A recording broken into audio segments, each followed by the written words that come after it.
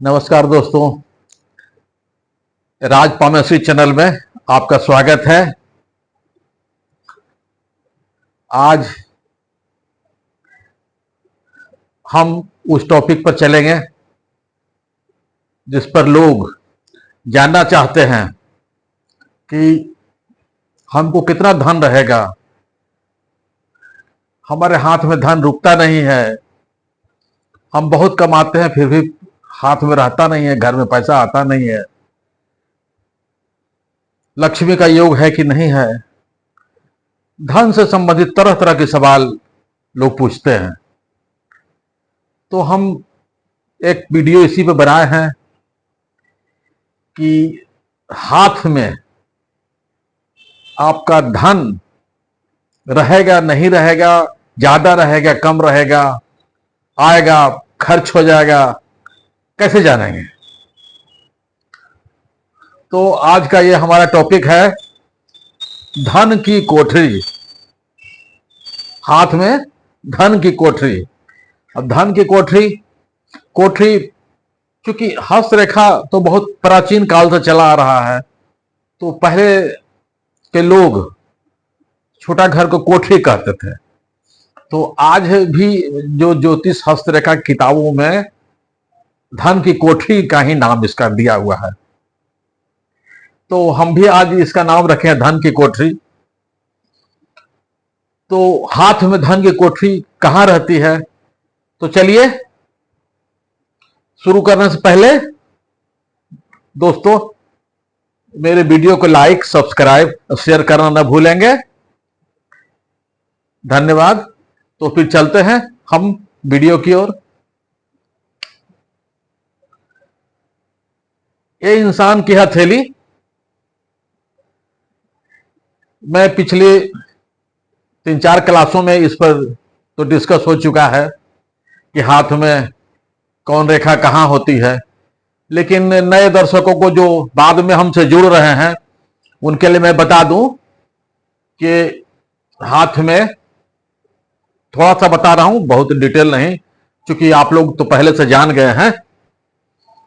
तो ये इसको मस्तक रेखा कहते हैं।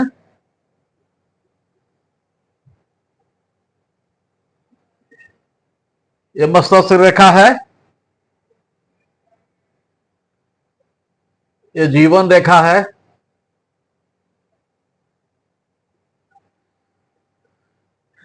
ये लाइन भाग्य रेखा है।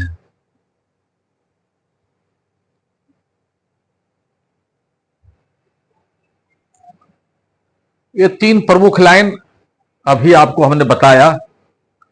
अब हम देखते हैं कि ये हमारा धन की कोठरी कैसे जानेंगे कि हाथ में धन की कोठरी है। तो ये हमारा भाग्य रेखा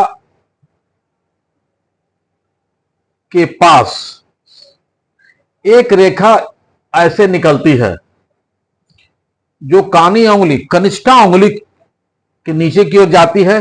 कभी कभी नीचे की ओर नहीं भी जाएगी दोस्तों, यहां तक भी रहेगी। तो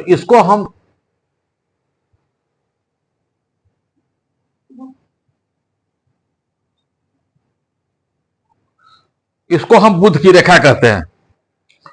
तो हाथ में धन कितना रहेगा जानने के लिए हम लोग इसी धन की कोठरी, ये जो त्रिकोण बना, ये भाग्य रेखा, ये मस्तक रेखा, और इसको यहां से जोड़ करके बुध लाइन जो निकला यहां से, ये यहां तक भी रह सकता है। ये जो बना है आपका, ये जो क्षेत्र बना जिसको हम रंग रहे हैं, ध्यान से देखिएगा, जिसको हम रंग रहे हैं, ये है हमारा धन की कोठरी। दोस्तों जिन व्यक्ति के हाथ में ये ट्रायंगल रहेगी, समझिए उनके पास धन रहेगा। धन रहेगा, पैसा आएगा तो पैसा को उनका ऐसा मैनेजमेंट होगा कि उनका मैनेजमेंट ऐसा रहेगा कि वो पैसा को बचा के रखेंगे। जिनके हाथ में धन की कोठरी रहेगी उनके पास, मित्रों आप देखते होंगे, आपके साथ आपके बराबर को वेतन पाने वाला व्यक्ति, किसी को देखेंगे कि बहुत पैसा रखा, किसी को देखेंगे कि उसके पास तो कुछ है ही नहीं, जबकि दोनों की सैलरी बराबर मिल रही है। ऐसा क्यों?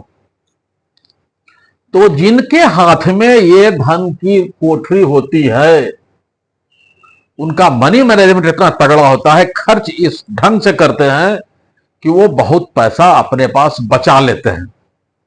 उनको बचाने का कैपेसिटी होती है। धन की कोठरी वाले जिनके हाथ में होती है वो पैसा को बचाते हैं। लिमिट खर्च उनका होता है, वो धन की कोठरी धन बचाते हैं। और जो धन, जिनके हाथ में धन की कोठरी नहीं होगी, जिनके हाथ में सिर्फ इसी तरह से भाग्य रेखा होगी, इसी तरह के भाग्य रेखा होगी, तो उनके पास पैसा आएगा जाएगा, पैसा आएगा जाएगा। लेकिन जिनके हाथ में ये धन की कोठरी रहती है उनके पास पैसा रहता है और उनके पास धन संपत्ति देखा जाता है, बहुत पाया जाता है। एक बात और ध्यान दोस्तों, बहुत लोग कहते हैं कि हमारे हाथ में तो धन की कोठरी भी बनी हुई है, फिर भी मेरे पास पैसा नहीं रहता है, जितना कमाते हैं सब खत्म हो जाता है। तो दोस्तों वहां पर हम लोग क्या देखते हैं, वहां पर क्या देखा जाता है?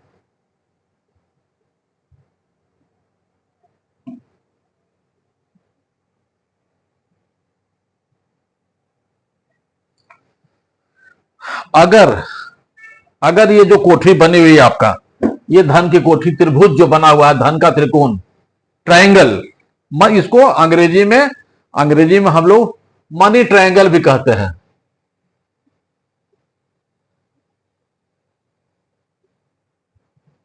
मनी ट्रायंगल, ये मनी ट्रायंगल भी कहलाता है।